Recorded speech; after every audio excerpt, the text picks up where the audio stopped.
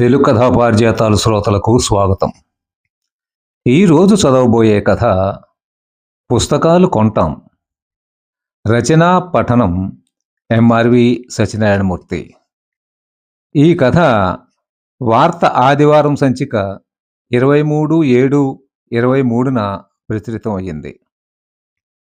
కథ పుస్తకాలు కొంటాం.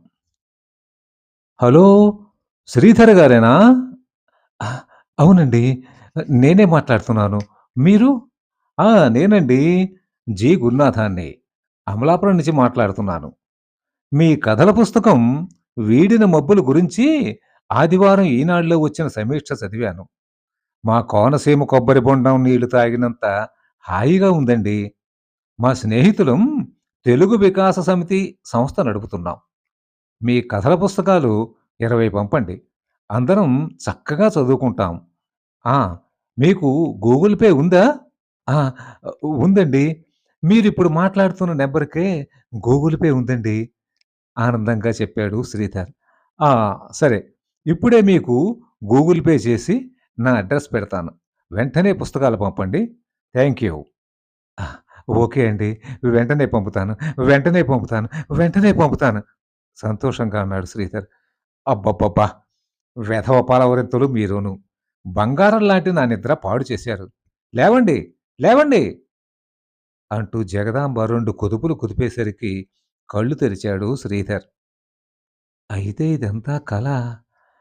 వెంటనే ఫోన్ తీసి టైం చూశాడు. తెల్లవారుజాము 4:30 అయింది. ఆ! ఏమిటి వెంటనే పంపుతానంటున్నారు? మళ్ళీ మీ జిడ్డు జగన్నాథం గాడు ఏదైనా బొప్పాయి చెట్ల స్కీములో చేరమంటున్నాడా?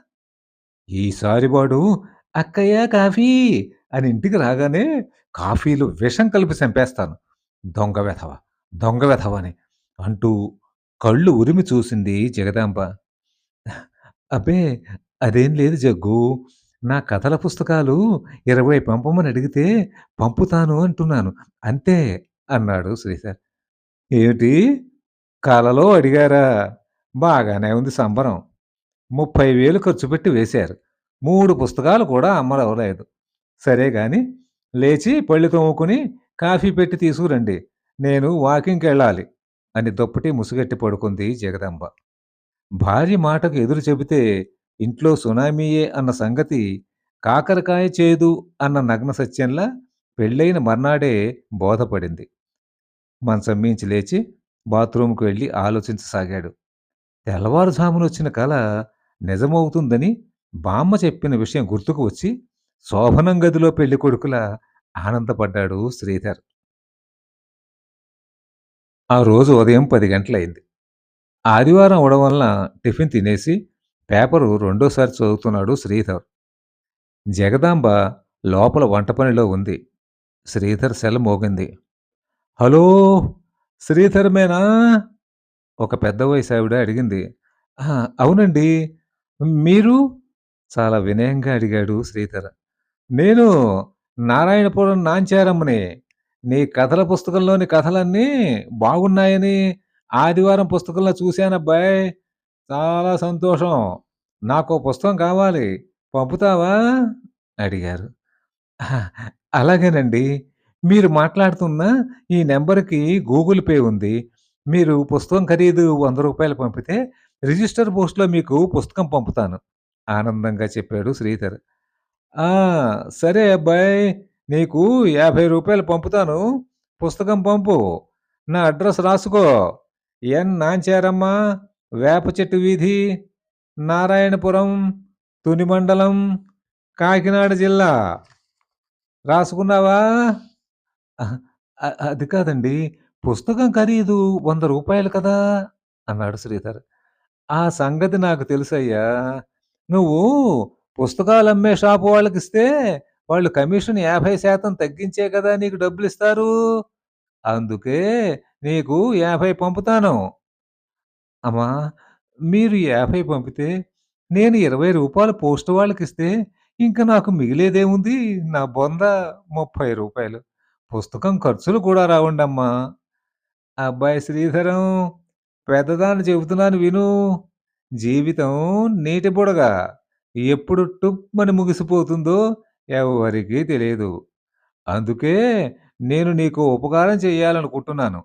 నేను నీ పుస్తకం చదవగానే మా ఊళ్ళో 10 మంది చేత నీ పుస్తకాలు కొనే ఏర్పాటు చేస్తాను. ఈసారికి ఇలా కానియ్యి అబ్బాయ్ అని ఫోన్ పెట్టేసింది నాంచారమ్మ. మరు నిమిషంలో శ్రీధర్‌కి రూ. 50 గూగుల్ పేలో వచ్చాయి. అది చూసి ఇంకో 10 మంది కూడా ఇలాగే రూ. 50 పంపుతారా అని కంగారు పడిపోయాడు శ్రీధర్. ఇంకో అరగంట గడిచాక ఇంకో ఫోన్. కథా రచయిత శ్రీధర్ గారేనా? ఆ! అవునండి. నేనే సార్ శ్రీధర్‌ని. చెప్పండి అన్నాడు ఆనందంగా. మీ కథల పుస్తకం రివ్యూ ఆదివారం పుస్తకంలో చూశాను. నాకు చిన్నప్పటి నుండి కథలంటే చాలా ఇష్టం. నేను రిటైర్డ్ ప్రభుత్వోద్యోగిని. నాలాగే కథలంటే ఇష్టమున్న ఓ 10 మంది ఉన్నాం. ఒక క్షణం ఆగాడు నాగభూషణం. ఆయన మాటలు వింటుంటే శ్రీధర్ మనస్సు పాలకొల్లు గోపురం ఎక్కి గాలిపటం ఎగరేసిన పిల్లాడిలా ఆనందంతో గంతులు వేయసాగింది. శ్రీధర్ గారు, మేము మీ కథల పుస్తకం ఓసారి చదివి ఎన్ని కాపీలు కావాలో చెబుతాం. మీరు ఓ పుస్తకం బుక్ పోస్ట్‌లో నాకు పంపండి. అడ్రెస్ మీకు మెసేజ్ పెడతాను. మేమందరం మీ పుస్తకం చదివాక ఓ మీటింగ్ వేసుకొని ఏం చేయాలో నిర్ణయించుకుంటాం. మీరు మరెన్నో ఉత్తమ కథలు రాయాలని, ఇంకో పుస్తకం కూడా ప్రచురించాలని కోరుతున్నాను. Wish you all the best అని ఫోన్ కట్ చేశాడు నాగభూషణం. అతని మాటలకి బుర్ర తిరిగిపోయింది శ్రీధర్‌కి. ఒక పుస్తకం కొనాలంటే మీటింగ్ వేసుకుంటారా? ఏం మనుషులురా బాబు! అని చాలా చిరాకు పడ్డాడు. వెంటనే నాగభూషణం అడ్రస్సు మెసేజ్‌లో వచ్చింది. అది చూడగానే తలనొప్పి ప్రారంభమైంది. అలమారులో ఉన్న జాండూ బామ్ రాసుకుని, కళ్ళు మూసుకుని సోఫాలో వెనక్కి చేరబడి కూర్చున్నాడు శ్రీధర్. ఒక పావుగంట గడిచేసరికి మళ్ళీ ఫోన్ మోగింది. జై శ్రీరామ్! నేను సూర్యనారాయణ శాస్త్రిని. అనంతపురం నుంచి మాట్లాడుతున్నాను. నేను ఆధ్యాత్మిక ఉపన్యాసాలు ఇస్తూ ఉంటాను. అబ్బాయ్! నీ కథల పుస్తకం ఒకటి పంపితే, అందులోని చమక్కులు నా ఉపన్యాసం మధ్యలో చెబుతాను. నీకు బోలెడు పబ్లిసిటీ వస్తుంది. ఆ! నా అడ్రెస్ పెడుతున్నాను. దీర్ఘాయుష్మాన్ భవ, అఖండ విజయ ప్రాప్తిరస్తు, జై శ్రీరామ్ అని ఫోన్ కట్ చేశారు శాస్త్రి గారు. ఆయన మాటలు వినగానే పరీక్షల్లో అన్ని సబ్జెక్టులు ఫెయిల్ అయిన ఇంటర్మీడియేట్ విద్యార్థిలాగా మతిపోయింది శ్రీధర్‌కి. తన కథలోని హాస్యాన్ని ఉపన్యాసాల్లో వాడుకుంటారా? ఇలా అయిపోయిందేమిటి తన పరిస్థితి? అసలు జనాలు ఏమనుకుంటున్నారో రచయితల గురించి? అతని మనస్సు వాయుగుండం ప్రభావానికి లోనైన సముద్రంలా అల్లకల్లోలమైపోయింది. నిరాశగా అలా చూస్తూ ఉండిపోయాడు. ఇంతలో వీధిలో దూరంగా పాత పేపర్లు కొంటాం, పుస్తకాలు కొంటాం, పుస్తకాలు కొంటాం అన్న కేక వినపడింది. అది దగ్గరికి రాగానే గుమ్మం దిగి అతని దగ్గరికెళ్ళాడు శ్రీధర్.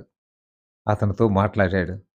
5 నిమిషాల్లో పుస్తకాలన్నీ ఆటోలోకి విచారంగా వెళ్ళిపోయాయి. మబ్బులు తొలగిన ఆకాశంలా శ్రీధర్ మనసు నిర్మలంగా ఉంది. ఇంకెప్పుడు జీవితంలో పుస్తకం వేయకూడదని గట్టిగా నిర్ణయించుకున్నాడు. కథ సమాప్తం. కథ మీకు నచ్చితే లైక్ చేయండి, షేర్ చేయండి, సబ్స్క్రైబ్ చేయండి. ధన్యవాదాలు.